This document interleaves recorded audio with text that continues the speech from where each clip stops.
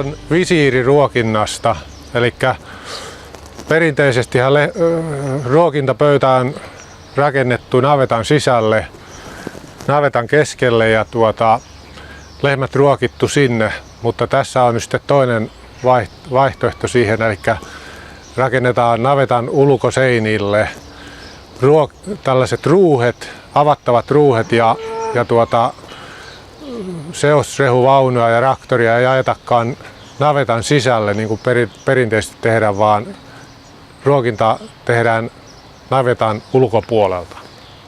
Tähän päädyttiin tähän visiiriruokintaan sillä tapaa, että 2003 suunniteltiin ensimmäistä suurempaa laajennusta ja Jounilta saatiin tämä idea ja käytiin katsomassa jossain tilalla sitä ja se rupesi kiinnostamaan ja tehtiin laskelmia näistä kustannuksista ja huomattiin, että siinä merkittävästi säästetään rakennuskustannuksista ja tosiaan nämä ensimmäiset kokemukset, viljelijäkokemukset oli hyvät ja sitten uskallettiin tehdä tämä päätös. Visiiriruokintaa on ollut kehittämässä, no Jouni tietenkin on se pääpukari tässä hommassa ja systeemin keksijä, mutta meidän tilalla on sitten kans ollut nämä 3 eri versiota. Ensimmäinen versio,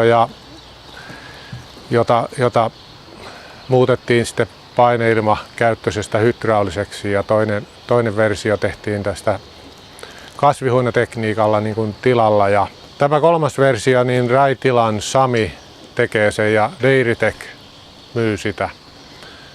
Että tällaisia tahoja siinä on ollut mukana.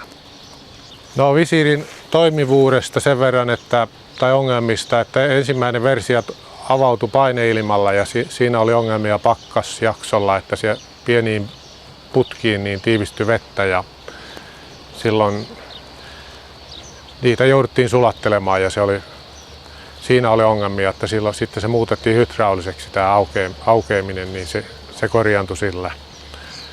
Ja ehkä ensimmäisessä versiossa oli tässä lujuudessa oli kans jonkin verran ruuhen kestävyyden kanssa. Ja kumilaatujen kanssa oli hiukan ongelmia, että tuli sellaista kumia, että se hapertui liian nopeasti. Mutta näihin kaikkiin on sitten löydetty ratkaisut.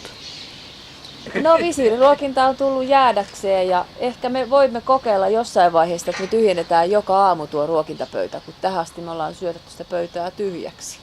Me voidaan tehdä tällaista kokeilua siinä mahdollisesti, että saadaanko me lisää maitoa vielä sillä konstilla. Visiiriruokintasysteemissä on kysymys siitä, että ape jaetaan traktorilla rakennuksen ulkokautta rakennuksen reunalla olevaan kouruun kääntyvän seinän kautta. Idea tuli siitä, että oli siis vuonna 1998 oli tämmöinen arkkitehtikilpailu, mihinkä mä kehitin semmoisen ajatuksen, että voisiko niin kuin jakaa seosrehun menevättä niin kuin rakennukseen sisälle ja sitten siihen tosiaan tein semmoisen karkean ajatuksen ja sitten kilpailun raati tykkäsi ideasta ja sitten kovasti kannusti jatkokehittelyyn ja siitä sitten se asia niin kuin lähti eteenpäin.